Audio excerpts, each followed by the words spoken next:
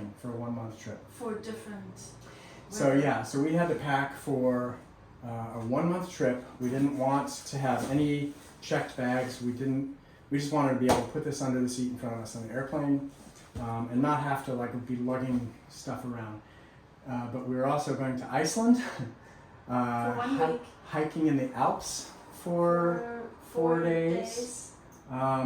Going to a week at the North Sea, and now we're going to be doing a couple of cities, Hamburg and Berlin. And we're going to be in cold weather, and we're going to be in warm weather. So that was the challenge. And here we are. And we're at the end of just about at the end of our trip. So, what do we have here? I got 2 sets of footwear. One that I've only just started wearing now, because the weather's been pretty cold. So my sandals. I've been mostly wearing my my tennis shoes. And they had to hang on the outside. There was no way they could go in. But these sandals are staying here. They're not coming home with me, so I won't have them dangling on the outside on the trip home. Because they're done. They're at the end of their life. They've served their purpose. Thank you, sandals. What do you got in there? Well, got my jammies. Jammies? And then my friend Linda loaned me 2 of these bags that Oh yeah. squish things down.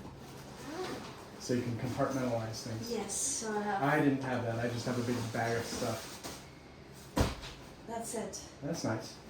So then toiletry kit Yeah. with all the stuff you would need.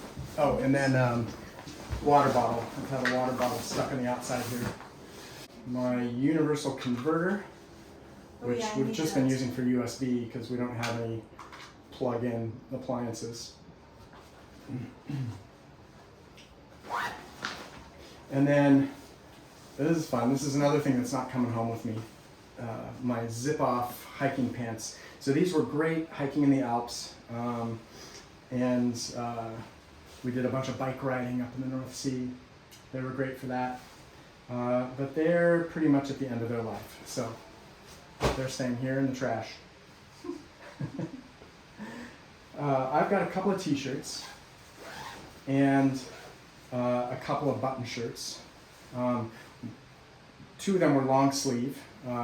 This one could stay here too. This one, yeah, I think this one's at the end of its life. It's amazing what 1 month will do to clothes. If you're not wearing that many different clothes, you're wearing the same ones over and over and over again. And washing them. Yeah, and washing it every few days. So we were doing laundry pretty much every few days. So yep, this guy stays here. And I brought these kind of dresses that fold really easy. They can be crumpled and they're still going to be pretty. And then for warmth, I have these shirts. I got 2 of these shirts that also can be crumpled. And then a towel that is fast drying.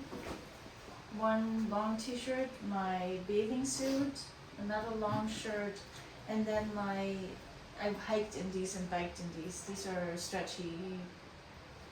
And the key is layers. Like so, right? I've got this wool under layer that I could, when it was cold in the Alps, that was really nice.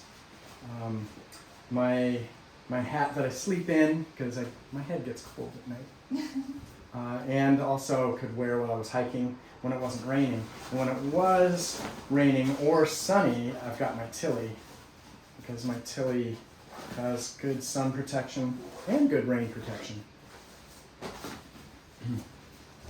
Another one of the button shirts. And then basically 1 pair of jeans. And I wore these a lot, and these shorts mostly lived in the backpack. But now that we're in warmer weather, the shorts are out and these are living in the backpack. So my backpack is stuffed a little bit tighter now. Right, because mine the warmer clothes are now stuffed now inside. I have just 1 raincoat and a hat, some underwear and socks, that's all. Yeah, that's pretty much it.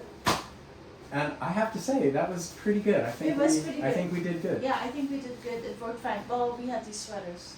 Yeah. Where's your sweater? My sweater is down here, yeah. So we bought these sweaters in Iceland, but I had a puffy coat, and I didn't need both the sweater and the puffy coat, so I sent the puffy coat back home with my mom when she left Iceland and came home.